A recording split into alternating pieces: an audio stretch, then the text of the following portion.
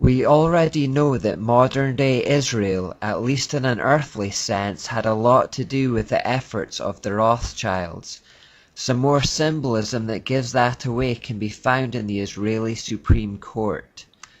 The Israeli Supreme Court was funded by the Rothschilds on the condition that they would choose the plot of land, would use their own architect, and that the price of its construction would never be made public. Built in 1992 in Jerusalem, it sits next to the Knesset, which is the main political building in Israel. Also funded by the Rothschilds, the Knesset is the legislative branch of the Israeli government, where laws are enacted and heads of state are elected. Here's the picture of the Supreme Court. This painting is at the entrance to the building and depicts the Rothschilds planning its design along with Shimon Peres and Isaac Rabin. A journey through the Supreme Court esoterically represents a path towards illumination. The ultimate goal of the journey is to reach this pyramid, which represents the most holy place in the building. Each side of the pyramid has a circular hole at the top representing the all-seeing eye. Let's do a picture walkthrough along this so-called path of illumination from the beginning, and do some symbol spotting along the way. Firstly, the person who enters the Supreme Court finds himself in a dark area in front of a stairway leading to a source of light at the other end. By climbing these stairs, the visitor gradually moves away from the darkness towards illumination. There are exactly 3 sets of 10 steps equaling 30 overall. These represent the first 30 degrees of Freemasonry. Since there are 33 degrees to Freemasonry overall, we'll discover where the remaining 3 are later. You'll notice that the right side of the wall is made from rough old rocks, reminiscent of ancient Jerusalem walls, while the left is smooth and modern. This represents the timeless nature of the occult teachings that have been transmitted from ancient Babylon to today, and is a repeated theme throughout the Supreme Court. Having climbed the steps, the visitor finds that he is on a high point with a great view over the rooftops of Jerusalem. We know that Satan wants to try and claim the high points in a region because he wants to be the most high, so no further explanation is required here.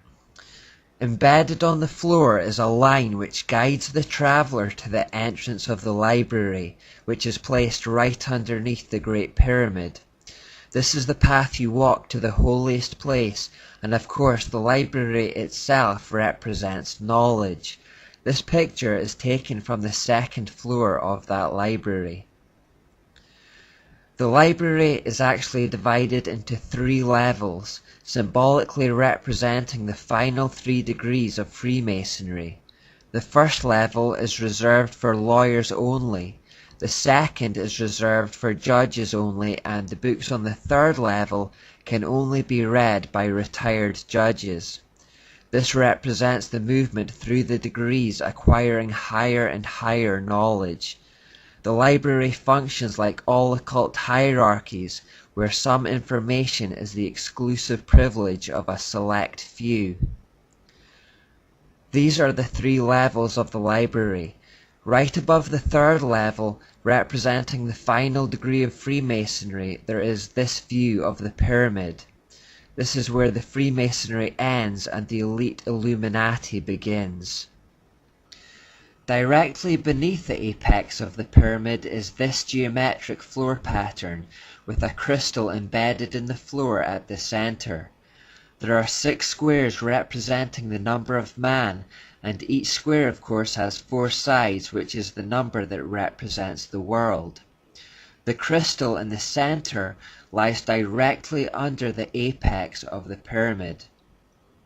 This is similar to the sun symbol embedded at the center of the Capitol crypt in Washington, D.C. The entrances to the courtrooms themselves look like this. They are said to resemble ancient Jewish tombs, Apparently in some Jewish tombs there were holes where the soul was supposed to leave. They have retained these holes in the courtrooms, perhaps to allow spirits to come and go in a similar manner. Again, notice the contrast between the old and the new here. The prison cells, the courtroom, and the judge's quarters are placed one on top of the other, symbolizing the tiered society as proposed by Plato and the Enlightenment thinkers. The ruling elite at the top, represented by the judge's quarters, the auxiliaries like the police and civil servants in the middle to enforce the decrees of those at the top, represented by the courtroom, and the massive ignorant prisoners below. This is one of the courtrooms. The judge is illuminated by a natural source of light at the far end, symbolically representing the light of the divine, guiding their wisdom. They retire to their quarters at the top tier to make a decision and then descend back to the courtroom below to bring their illuminating wisdom to the world. Now let's start making our way outside. No occult structure would be complete without the obligatory sexual symbols, and the steps outside the courtrooms provide this feature. Again, this needs little explanation. Once outside the building, we are then invited to visit the Dorothy Rothschild grove. We find this plaque on the wall with the arrow. Alongside it, we also find this plaque, which also contains an all-seeing eye.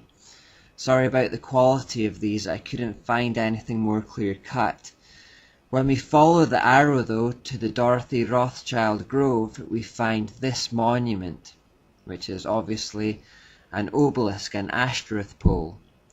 If we then go to the center of the parking facilities from here, we find this shape on the ground. Now, some people have suggested that this represents a cross so that people can trample on it as they descend down the steps. I don't personally buy into this theory. To me, it just looks like a sun symbol. All these things, again, are just evidence of the Rothschilds' occult influence.